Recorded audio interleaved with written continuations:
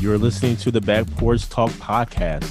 Danny and Jason had many discussions and debates on the back porch while making pivotal investment moves with assets. That's right, with trading cards. They welcome you to the back porch and right into those discussions about current sports news with a fresh and unique twist. So come on and join us.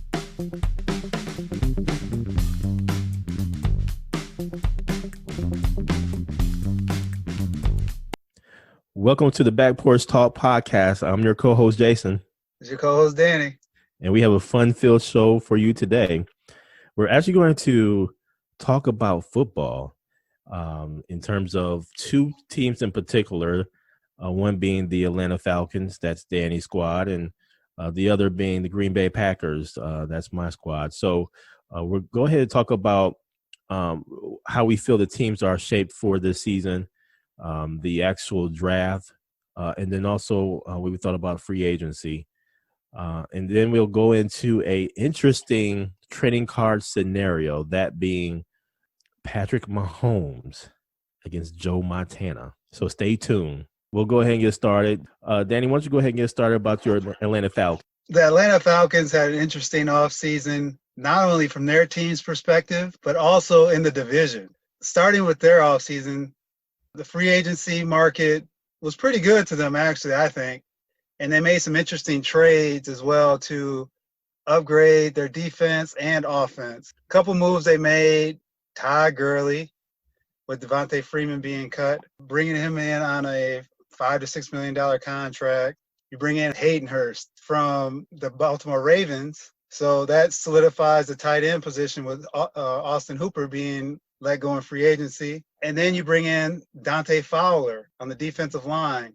They needed somebody with some dog in him, and Dante Fowler is that dude. So I'm hoping with some of those moves, that puts them in a better position to contend next year or this upcoming season. When you think about it, their offense is pretty good. It's the offensive coordinator that's been in question and their offensive line. The other thing I'm banking on this upcoming season is their offensive line will be healthy. They haven't been healthy since the Super Bowl run when we fell apart and lost 28-3 to the New England Patriots. And I hate to even bring that up. Man, I'm surprised you brought that up. Yeah, I was about to say, go ahead. It's therapeutic.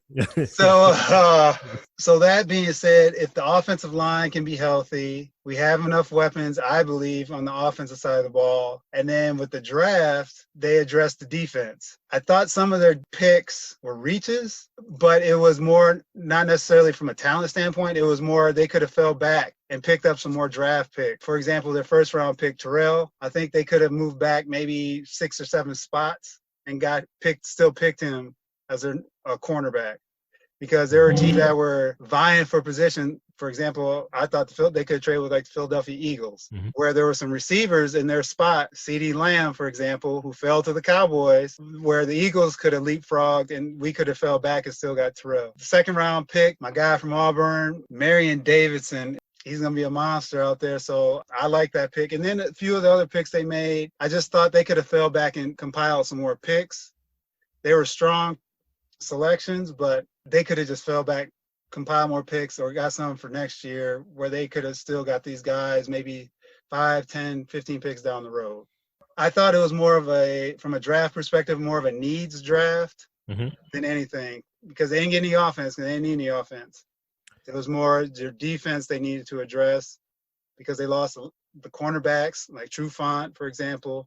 So it would be, we'll get to some of the other moves that some of the other teams made after you give your little Green Bay Packer analysis. Well, wait a second, man. Why I gotta be little, man? I gotta be little. He's trying to throw in that slide shade up in there, man.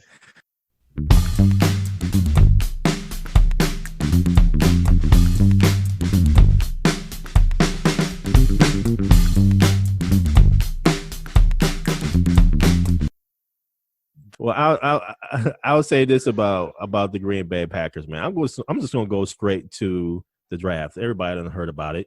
I'm not going to run from it. That's not what we do here on the Back Porch Talk podcast. Look here, man. Jordan Love. This is nothing against Jordan Love. when the Packers lost against the San Francisco 49ers in the NFC Championship game. You saw the frustration that Aaron Rodgers actually had. He had that frustration because, one, he only had one person to really throw the ball to, and that was Davante Adams. And so when you only have one person to throw the ball to, naturally defenses are going to actually, either double team him or be more aggressive to really kind of shut that side of the field down. Or wherever he decides to go, they know, okay, we need to focus in and concentrate on Davante Adams. I think with that, and you can also say that the Packers needed to address some things on defense. But to help the defense, you can better your offense to where they can stay on the field a little bit longer. They can give your defense a little bit more rest, time to compose themselves. And I think that was what everybody thought the Packers would do, especially it being in a deep wide receiving group in the NFL draft. I pulled up some interesting stats. Davante Adams, his combine 40 speed, 4.56. Davante Adams is 6'1".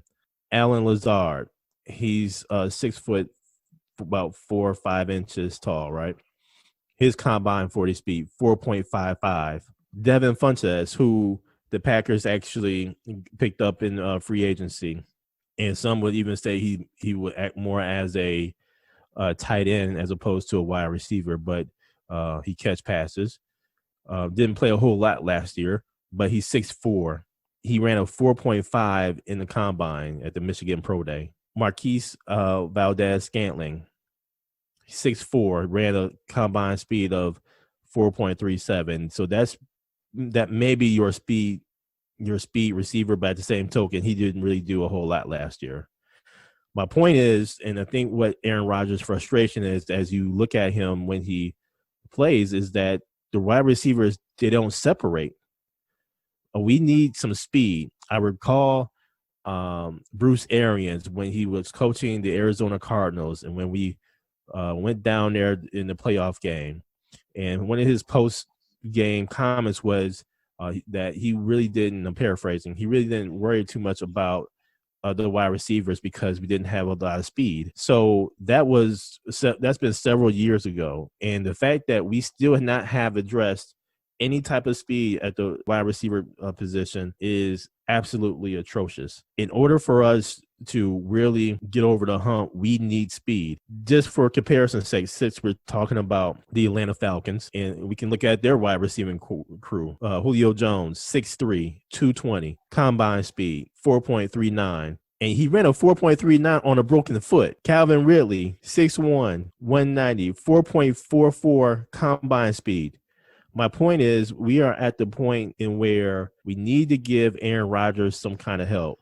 After Jordan Love was drafted, and let me just say, we moved up to get Jordan Love. After he was drafted, T. Higgins, drafted in the second round, Chase Claypool, further on down, Van Jefferson. These were some interesting receivers. T. Higgins especially, I mean, obviously he was on Clemson Tigers, won a national championship. And looking at his 40 time, he only ran a 4.5, which was really down, which is surprising. But Chase Claypool, 6'4", ran a 4.42. My point is, we could have at least gotten a quality speedy receiver just to kind of break up the mold here. We have a bunch of tight ends playing the wide receiver, tight end speed playing the wide receiver position.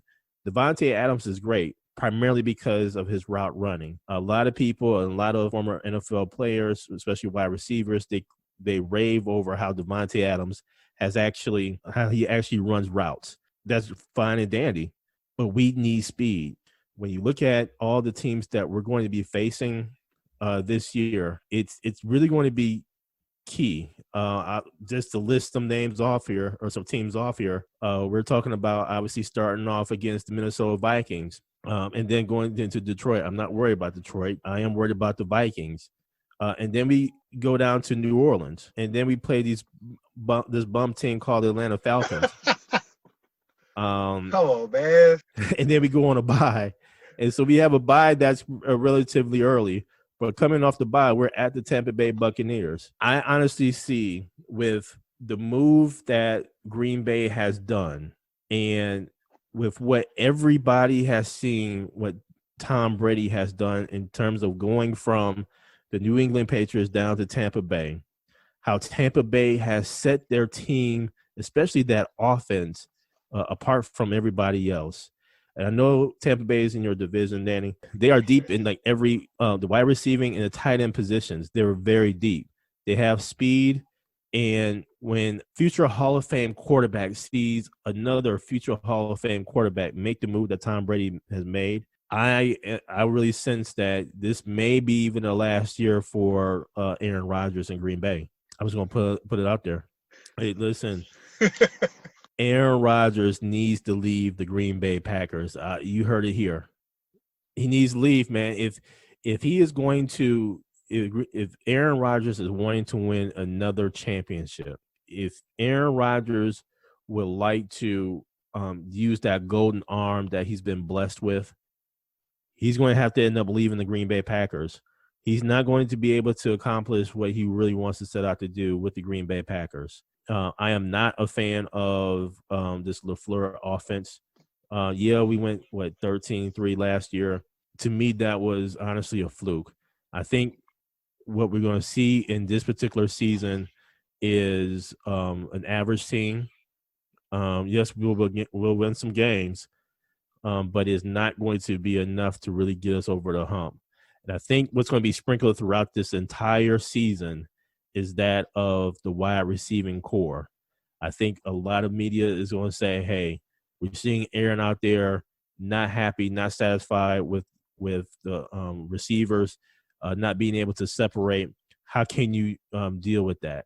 So I just think that what we're witnessing right now is really just a failing of an organization to really make a future Hall of Famer even better or even to win a championship.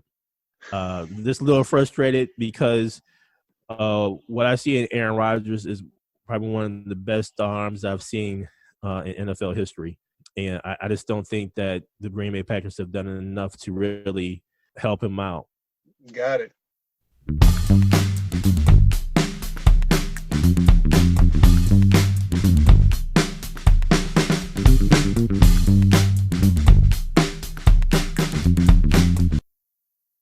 Wouldn't it be an ideal situation for your boy Aaron Rodgers to go out to San Francisco, go back home, take Jimmy G's spot since they keep him on the hot seat no matter what? That dude can buy a break for whatever reason. I know he overthrew Emmanuel Sanders in the Super Bowl, which would have sealed it. Mm-hmm. But I think San Francisco or Tampa Bay, once Tom Brady retires. Exactly. Yep. That's an ideal situation. I can honestly see Aaron Rodgers going down to Tampa Bay after Tom Brady leaves, man. It's a ready-made team. But I would say the ego may get in the way there. If Tom Brady and the Tampa Bay Buccaneers, if they do go to the Super Bowl and they don't win, I still think the ego there, I don't know if it would allow Aaron Rodgers to go there. Because he would want to have his own team per se, create his own legacy there. But I can see him going to San Francisco though. And wouldn't that be something? That's the team where they took Alex Smith in that same draft with Aaron Rodgers. Yeah. And then he goes back to give them their Super Bowl that they've been desiring. That's something to think about. I know there's a lot of contractual things going on with Aaron Rodgers right now where it may not make fiscal sense at this point for Green Bay to let him go or trade him due to the new contract he has. Mm-hmm. But in due time, I don't see San Francisco going anywhere anytime soon, man, because they're pretty well set on the cap from the cap perspective. Mm-hmm. And they keep Jimmy G on the hot seat every day. So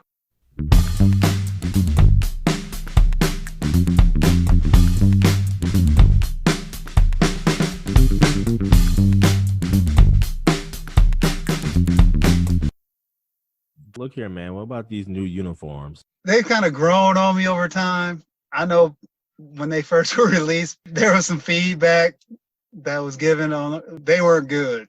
It was pretty, just put it like that. With the red, black, and the white, man, you can't go wrong. So Here we go, man. but here's the thing, man, with the Falcons, and just coming back to what we were talking about earlier, they need to be healthy in order to be successful. They haven't been healthy since that Super Bowl championship game, mentally or physically. Whatever they're wearing, as long as they're winning, I can get past it. The black is kind of tight, though. The black on black. Pretty tight. I give It's you pretty slick. that. I give you that. So I'm hoping, man, that with all the Tampa Bay Buccaneers now possibly about to get Devontae Freeman, that's a rumor, they're going to be loaded. And we have right now, based on the experts, we have the third hardest schedule again. So we can't buy a break from the scheduling perspective. So it's a gauntlet from Jump Street. I think just a matter of New Orleans is going to be good. Tampa Bay is going to be good. Carolina may be sneaky good. Bridgewater, he's a consistent player. They don't have a lot of receivers, and their defense is, I don't know. But they could be sneaky good. So it's not like we get games off. And at the end of the season, we play Tampa and New Orleans 4 out of the last 6 games, 2 each, home and away. So the scheduling folks were not nice to us at all. But with the additions we had in the offseason that I mentioned earlier, our offensive line being healthy, our defense with Quinn handing that over to the defensive coordinator, and not him calling the defense. And what happened last year, once he handed that over, they're 6-2. Yeah, true. So now you have an off season. Obviously, it's going to be questionable with the COVID thing, how this all works out. Mm-hmm. But if they can stay consistent and play that defense they were playing at the end of the year, I can see us optimistically being 10-6. I don't know if that gets us into the playoffs, because the San Francisco division, Arizona's going to be better. Mm-hmm. Seattle's going to, they're going to be good. Mm-hmm. San Fran's going to be good. Mm-hmm. The Rams, you don't even know, they could be good but new stadium too. Yeah, the Packers division's a layup line. I'm just playing. I mean, that the North Division, in my opinion, is between the Vikings and the Packers. And the Lions made some interesting moves. So they may be one of those teams that out the blue, mm-hmm. they're one of those teams that make the playoffs. But Detroit's been snake bitten more than any other team, so it's hard to stay with them. Because last year they started off hot, and then they just fell apart. Mm-hmm. And then with Philadelphia, I think they'll be decent. The Giants, Dallas is going to be good. So it's going to be hard to get in the playoffs. Like I said, 10-6 may not even get you in, but if they're healthy, I think we can be at least 10-6. I'm saying it'll be cool just to see Brady in our division. We have some unfinished business with him to take care of, so it'll be nice to knock him down in our division at the end of the year.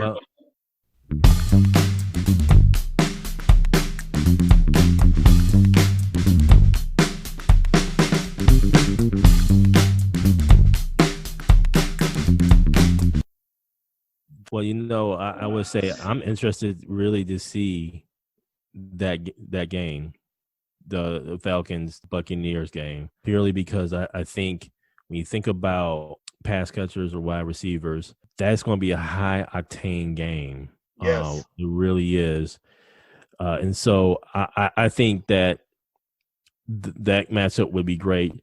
I'm actually looking for more so forward to that game or set of games versus even that of your major rival there with the Saints. And I'll just say this: with the Saints locker room right now, we don't know how things will shake out for this season. I don't know if it's really that as fractured to the point of no repair. I'm really interested to seeing the Buccaneers and the Falcons purely because of the high octane offense and just the matchup, the chess pieces that is going to be really had between a pretty decent defense. Both teams kind of have, but really just the offense. How's Brady really going to really acclimate to the new NFC South, if you will? So this is going to be really, really interesting. I'm really looking forward to that matchup. I'm also looking forward to the Packers Falcons matchup. and also the Packers Tampa Bay matchup, purely because I think what those two games will do, and I'm glad that it's early on too. I think it's going to really highlight the lack of speed that the Packers have on the offensive side, especially with the wide receivers. And then, I really, I think you'll be able to tell really. You have the Packers offense, and then you have the Atlanta Falcons offense. Totally different offenses, right? But when you think about the Falcons offense, it seemed like it was similar to what the Packers had at one point in time. Remember when Aaron Rodgers was just lighting them up, throwing the ball, left and right. I mean, he had that golden arm. I think that's what really Aaron Rodgers actually misses. The speed of it, and just the fact that you had so many weapons to where you couldn't really choose who to defend at what point in time, whatever the case may be. It caused a huge matchup problem in which I think Tampa Bay is really going to have. They're going to have so many matchup problems for opposing defenses, that you don't know who you're going to really be able to guard. I mean, it's just going to be so much. And Bruce Arians has a great mindset too. So this is going to be really interesting in NFC South. Yeah, man. And another thing, we get to actually play in Green Bay in October and not December. Man, this is the first time in I don't know how long, because every time we have to go to Green Bay, it's in December. I've been there. It's usually like 20 and blowing winds and some snow. But at least we play them in October. We have a better chance of possibly winning because we haven't won there in a while. And then you can see that speed from our side, too, where you don't get to see that in December. Shaping up to be an interesting season. Hopefully this COVID stuff stays down where the season can play, and we can see it.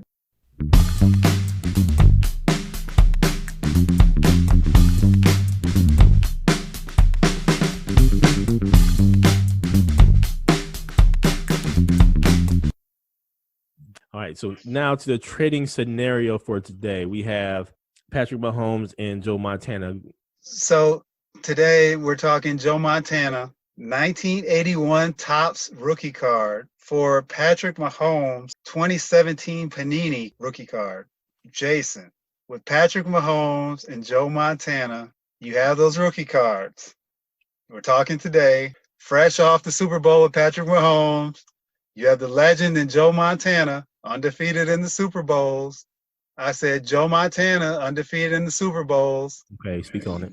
Patrick Mahomes just won a Super Bowl. Montana had all his glory with the 49ers and with Jerry Rice, Roger Craig, and the crew. You have these two cards here, and I say I have Patrick Mahomes. You have Joe Montana. Which card do you want in your portfolio? How many Super Bowl wins does Joe Montana have? 4. How many does Patrick Mahomes have? 1. What's greater?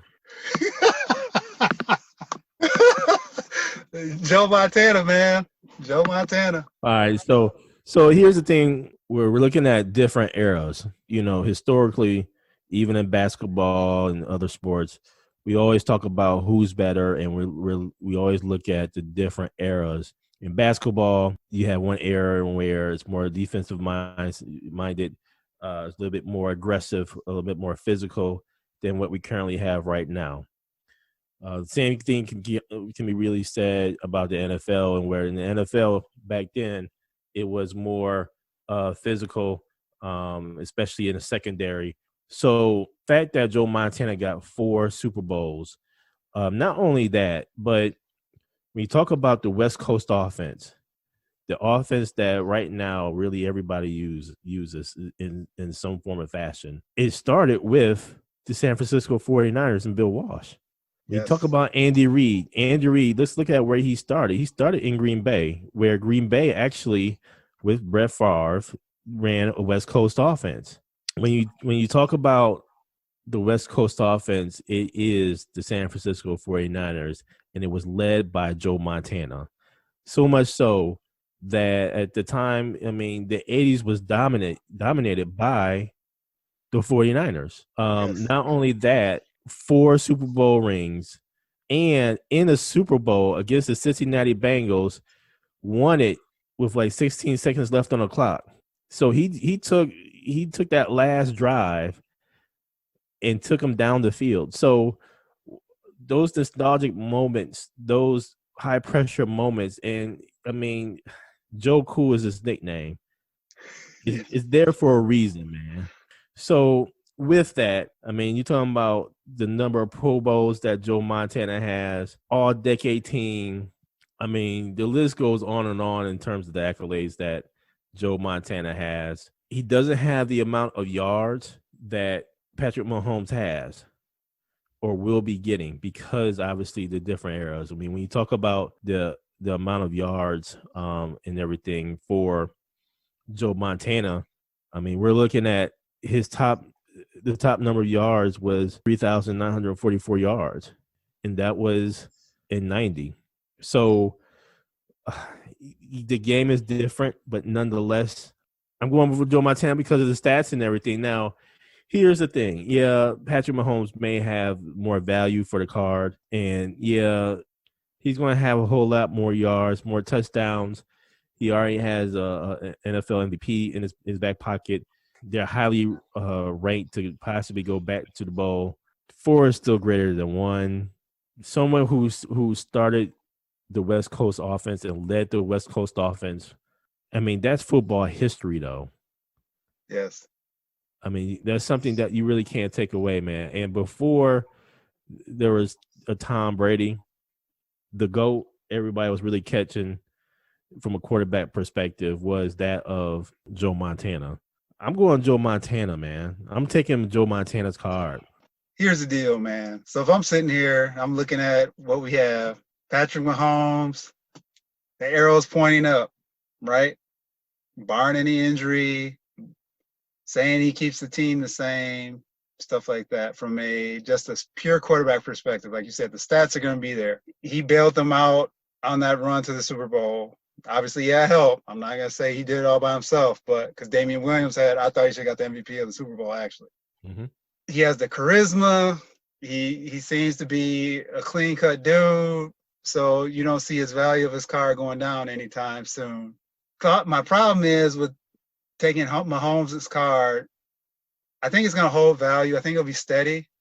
But once he gets his contract, if he gets the contract they're rumored to be getting, the team around him, how are they going to keep the team around him in order to achieve more Super Bowls? All that being said, I'm sitting there on the back porch, and we sitting here looking at the Beckett guy. Shout out to Beckett, checking the value of the cards. I have to agree with you, Jason, on this. I'm taking Joe Montana's card, partly due to, like you mentioned, this nostalgia piece. That was one of the most coveted cards when you went to a trade show. Get that thing, man. And Mahomes is the same way right now. These Panini cards are very rare, and they have great value. So, but it's something about having that Montana card that I'm going to have to go Joe Montana in this and actually agree with you. As difficult it is. So if I had the Mahomes card, I would try some way to get the Montana card out of you. Maybe I would throw in like a Steve Young, sweeten the pot a little bit, or someone recently like Matt Ryan. Maybe throw Matt Ryan's rookie card with Mahomes' rookie card and see if you would go for that. since we're talking Falcons and Packers. But straight up 1-for-1 at this point in time, I would also take Joe Montana's rookie card.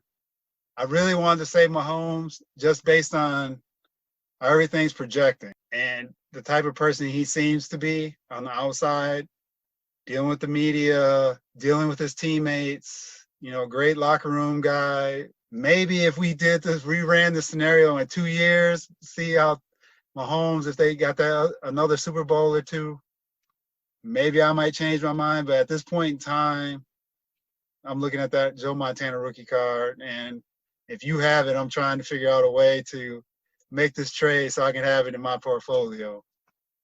Well, there you have it.